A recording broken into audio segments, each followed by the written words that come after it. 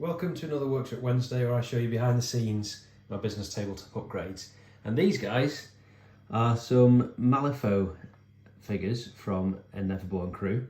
And whenever I start playing a new game, first thing I do is start making accessories. So in this video, I'm going to show you what all this is about, and also a little trick that I use on the laser to create interference fits with magnets. So stay tuned. So these guys are some models I painted up recently for the 1900s steampunk Weird West kind of feel game Malifaux. Now, I haven't played a tabletop miniatures game in absolutely years. The closest I've come is X-Wing, I guess, if that counts. But it's something I enjoy, it's something that I really miss. So this is a perfect game for me because it's squad based, so you're never really going to have about 8 or 9 models, which is perfect, seems manageable. And like many miniatures games, the models move in inches.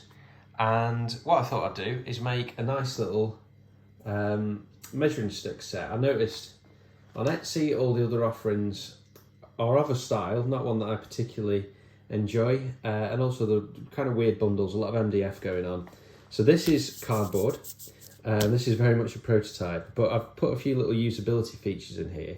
So you can press on the end, there's a little gap there, so you can easily get the piece out. And I've really been working on the paint infill technique recently, and I think I've just about perfected it. So that is a really durable, I've got a nail in there scratching, it's not coming out, a durable finish, and it looks high contrast and great on the tabletop. So we've got the markers 2 all the way down to 12. We've got 6'3", 2x1, and a 3'2", 1/2 inch measuring keys. And I haven't done the graphics for these yet, that's on the list. And I've got quite a number of different area of effect markers, so 50, 40, 30, 20 and 25mm. And what I want to do with this set, obviously, finish the graphics, engrave it all and get it infilled so that they look just like that. But I'm going to have a cover on the top which is held in place by magnets. So in this video, what I'm going to do is I've got some little magnets from an online magnet supplier, and I want these to be held in place without any glue. So I'm going to do what's called an interference cut. So I'm going to find the perfect size by cutting a series of holes in some acrylic and work out what it takes for these magnets to stay in with a nice tight push fit. So let's get over to the software. So we're going to do a test cut with these little samarium cobalt magnets. The sold as nominal 4mm, they're coming at 3.99, so near enough. So what we're going to do is a test cut in some material to make sure that we can get that nice push fit. Now, on the laser cutter, you get what's called kerf, so the thickness of the laser actually has a value.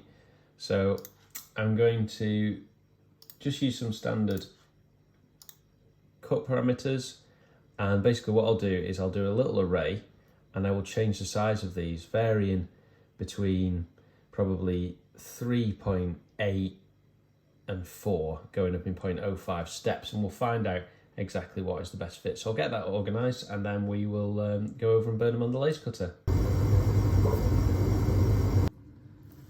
So we've got holes ranging from 3.75 going up in 0.05 increments, which, believe it or not, does make a difference. I've got the world's smallest hammer, so we'll see if this makes a difference. So 3.75, lovely fit actually, but unbelievably too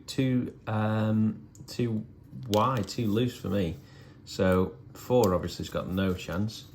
So the kerf on this new laser tube, if you've been following along, I had a laser tube failure the other week. So that's 3.75, which is just about not tight enough.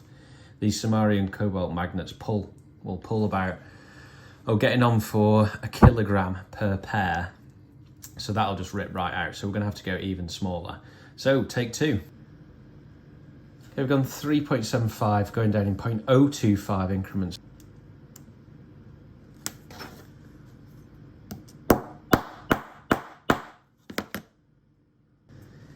Okay, so it looks like the smallest hole, which is down to 3.625mm, seems to be about 5. So I'm going to recreate that on this side as well, and then I'll get the effect of finding out what happens when 2 of them stick together. So just an experiment, I've gone even tighter, so that's that hole, and I've gone down in 0.25 increments. Let's see if I can get any joy out of this one. think probably what I'll do when I'm putting these in is I'll lay just a plastic bag over the top just to protect the surface.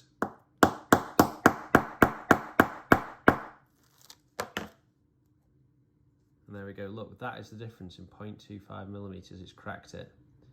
Unbelievable. Another crack. So just open this up by 0.02, so 2/1000ths, or 200ths rather, of a millimeter. And you can feel the difference.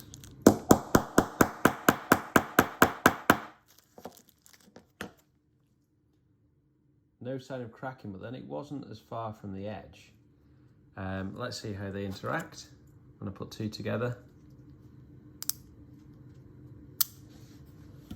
Yeah, that's a nice fit. Oops. There's something really satisfying.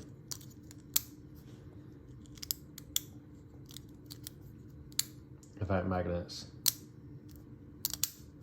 No danger of those pulling apart, and you'd really have to try. So I wonder what that distance is there, kind of getting on for 10 mil in from the corner. Okay, we're getting there. And just as an aside, this actually opens the doors for all kinds of dials and counters. That's a really nice, smooth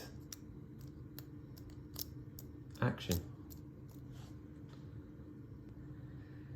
So after all that, I think I found a good compromise on the hole size, but this is my last worry, is that my hole positions are a little bit close to the edge, so I might have to reduce this radius just to put a little bit more material. But if this one works here, I think we're golden, and everything should work just fine. I think also probably it's going to be sensible to use a press rather than a kind of percussive way of putting these in place. But as soon as I got the hammer out,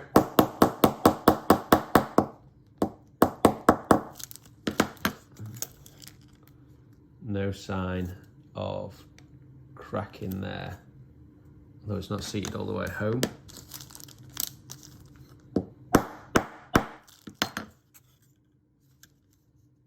And that's flush. So we're there. I think we've found our settings. So next thing to look out for is, see if I can get myself in the reflection. Next thing to look out for is the full version of these measuring sticks, which I'm going to be putting online soon. So thanks for watching. See you in the next video.